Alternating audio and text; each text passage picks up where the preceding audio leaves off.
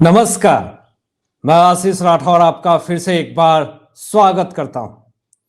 हमेशा कपिल सिब्बल जो हैं वो देश विरोधी के साथ कदम से कदम मिलाकर के क्यों चलने के लिए मजबूर हो जाते हैं। आखिर क्या ऐसी मजबूरी कपिल सिब्बल की होती है कि वो देश विरोधी के साथ ही खड़े मिलते हैं आपको, चाहे वो आर्टिकल 370 हटाए जाने का मामला हो, या फिर राम मंदिर बनाने का मामला हो, या फिर पीएमएलए एक्ट के विरोध में खड़े आपको मिल जाएंगे कपिल सिब्बल सुप्रीम कोर्ट में, या फिर चीन से फंडिंग लेने वाले न्यूज क्लिक के गोदी पत्रकार के साथ खड़े मिल जाएंगे, या फिर एक नया मामला आया उमर खालिद के साथ कदम से कदम मिलाकर के खड़े होते हुए दिखते हैं। यानी जितने देश विरोधी लोग होते हैं उसके साथ ही कपिल सिब्बल क्यों खड़े मिलते हैं, यह बड़ा सवाल खड़ा हो रहा।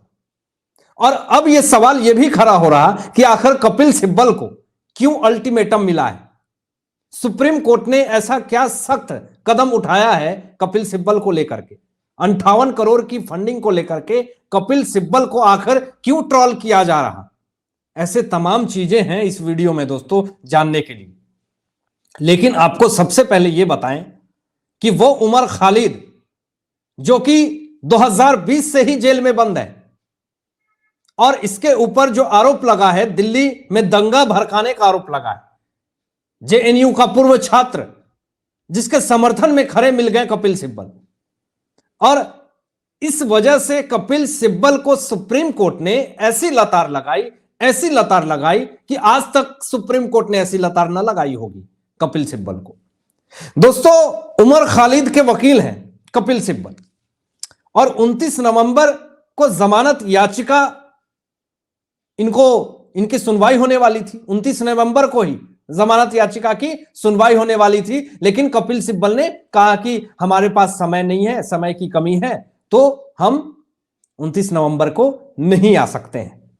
उस दिन तो सुप्रीम कोर्ट, भैया आपके लिए सुप्रीम कोर्ट तो खाली बैठा नहीं है, लेकिन आपने फिर भी कहा कि मैं 29 नवंबर को नहीं आ सकता, तो चलिए सुप्रीम कोर्ट ने उस दिन टाल दिया।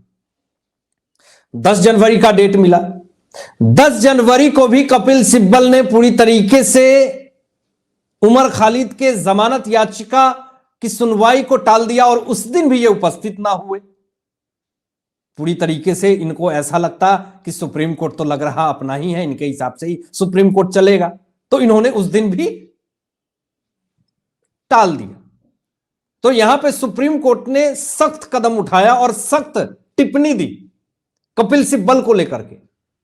हालांकि एक डेट दे दिया कि चलिए 24 जनवरी को फिर से उमर खालिद की जमानत याचिका पे सुनवाई करेंगे, एक डेट दे दिया।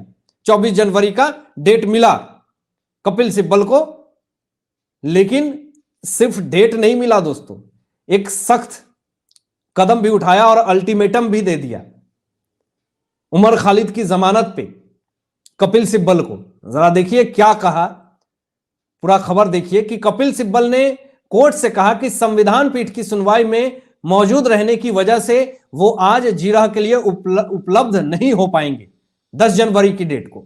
तो सुप्रीम कोर्ट ने सुनवाई टालने पर ऐतराज जाहिर किया। कोर्ट ने मामले पर तीखी टिप्पणियां करते हुए कहा कि आप खुद सुनवाई टालने का आग्रह करते हैं और लोगों के बीच यह धारणा बनती है कि कोर्ट मामले की सुनवाई नहीं कर रहा है।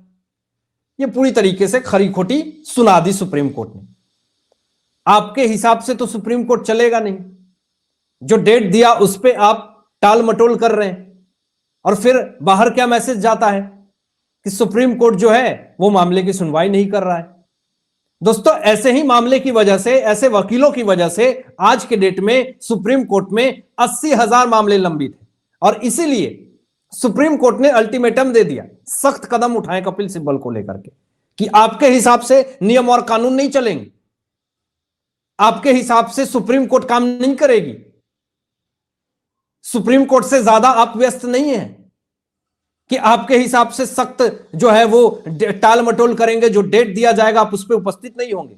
दोस्तों, आपको बता दें कि सितंबर 2020 से ही उमर खालिद जो है वो जेल में बंद है। फरवरी 2020 को दिल्ली में दंगा भड़काया था उमर खालिद ने, इनके ऊपर ये आरोप लगा हुआ है, इनके ऊपर 2 एफआईआर भी दर्ज है। अब ऐसे हालात में कपिल सिब्बल ऐसे लोगों की वकालत कर रहे हैं सुप्रीम कोर्ट में, जिरह कर रहे हैं। लेकिन फिर भी आप देखिए 2020 से ही 2024 आ गया, जमानत नहीं मिली, तो कपिल सिब्बल का सारा ब्रह्मास्त्र जो है वो फेल होता हुआ दिख रहा है। कोई भी ये पैतरा अपना रहे हैं, उन तमाम पैतरे में ये सफल नहीं हो पा रहे हैं।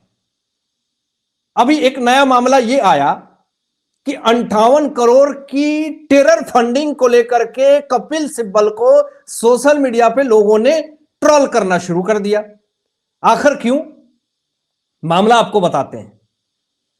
यह मामला दोस्तों आपको पता है कि सीएए पश्चिम बंगाल में अमित शाह जी ने लागू करने की बात करी और सीएए लागू करने के बाद एनआरसी लागू होगी, जिससे कि जितने भी माओवादी, भ्रष्टाचारी, जो घुसपैठिए हैं, जो भारत देश में इलीगल तरीके से घुस आए हैं, उनको भगाया जाएगा। लेकिन ऐसे लोगों को कौन घुसने के लिए प्रेरित कर रहा और इसमें कौन फंडिंग कर रहा और कौन इस देश की अर्थव्यवस्था को कमजोर कर रहा, पहले खबर देखिए फिर बात करते हैं। यहां पे ब्रिटेन से 58 करोड़ की फंडिंग रोहिंग्या बांग्लादेशी मुस्लिमों को भारत में बसाता था। ये अबू सालेह जो है, नाम है, मुस्लिम समुदाय का एक इंसान है जो यूपी से एटीएस ने ये एनजीओ चलाता है। अबू सालेह, जिसकी फोटो मैं आप लोगों से शेयर कर रहा हूं, इसको यूपी के एटीएस ने दबोच लिया। ब्रिटेन से 58 करोड़ रुपए की टेरर फंडिंग मिली। ये इलीगल तरीके से रोहिंग्या बांग्लादेशी पाकिस्तानियों को भारत देश में फर्जी डॉक्यूमेंट्स बनवा करके उसे एंट्री करवाता था। अब लोगों ने यहां पे सवाल खड़े करने शुरू कर दिए कि जो टेरर के साथ और जो देश विरोधी लोगों के वकालत करते हैं कपिल सिब्बल, क्या ऐसे लोगों के खिलाफ खड़े नहीं हो सकते हैं जो इस देश को अंदर ही अंदर खोखला कर रहे हैं? आज एक अबू सालेह सामने आया, ऐसे ना जाने कितने सारे लोग हैं जो इस भारत देश की अर्थव्यवस्था को पूरी तरीके से कमजोर कर रहे हैं। तो जरा देखिए दोस्तों, यहां पे यह भी मामला है। यूपी एटीएस ने अबू सालेह मंडल के पास से 1 लाख रुपए और 2 मोबाइल फोन बरामद किए हैं। और आपको यह भी बता दें कि यहां पर एंटी टेररिस्ट स्क्वाड एटीएस ने रोहिंग्या को अवैध रूप से देश में बसाने वाले सिंडिकेट के मास्टरमाइंड को गिरफ्तार कर लिया है। और यह लखनऊ से आरोपित अबू सालेह मंडल है, वह पश्चिम बंगाल का रहने वाला है। और ये सारे लोग पश्चिम बंगाल से ही क्यों निकलते हैं रोहिंग्या, बांग्लादेश और पाकिस्तान को बसाने के लिए? ये 50 साल का जो मंडल एक एनजीओ भी चलाता है, जिसमें वह इन कामों के लिए देश दुनिया से फंडिंग भी लेता है। और आपको यह भी बता दें कि इसके ऊपर पुलिस ने 50,000 रुपए का इनाम भी घोषित किया था। सोचिए, यह एनजीओ चलाने के नाम पे पश्चिम बंगाल से आया और यूपी में बस गया, लखनऊ में। वहां पे यूपी एटीएस को पता चला, जिसके बाद दबोचा गया। और आप सोच लीजिए कि 58 करोड़ रुपए की टेरर फंडिंग इसको आ रही है, सिर्फ इसलिए कि ये बांग्लादेशी, रोहिंग्या और पाकिस्तानी को इस भारत देश में अवैध रूप से इसको एंट्री दे सके, यहां पे बसा सके। दोस्तों, बहुत ज्यादा खतरा है ऐसे लोगों से। ये देश को अंदर ही अंदर कमजोर कर रहे हैं। क्या ऐसे लोगों के खिलाफ कपिल सिब्बल क्यों नहीं सुप्रीम कोर्ट में जिरह करते और खड़े होते हैं? ऐसे लोग ना जाने कितनी तादाद में इस भारत देश में एंट्री कर रहे हैं और ऐसे लोग इस भारत देश के अंदर ही अंदर दीमक की तरह खोखला कर रहे हैं। और इसीलिए तो सेंट्रल गवर्नमेंट ने नया बिल पास करवाया सीएए, उसके बाद एनआरसी लागू होगी। तब ऐसे लोगों का जल्द से जल्द खात्मा होगा जो इस भारत देश में इंटर करके इन तमाम जितने मासूम और जितने हमारे भाई बहन बंधुओं, किसान, जिनकी जरूरतें सेंट्रल गवर्नमेंट से आती है फंडिंग, लेकिन ऐसे लोगों के पास चली जाती है जो इस भारत देश का नागरिक नहीं है, फर्जी तरीके से इस भारत देश में नागरिकता लेकर के बैठे हुए हैं। हालांकि आप क्या सोचते हैं इन तमाम मुद्दों पे?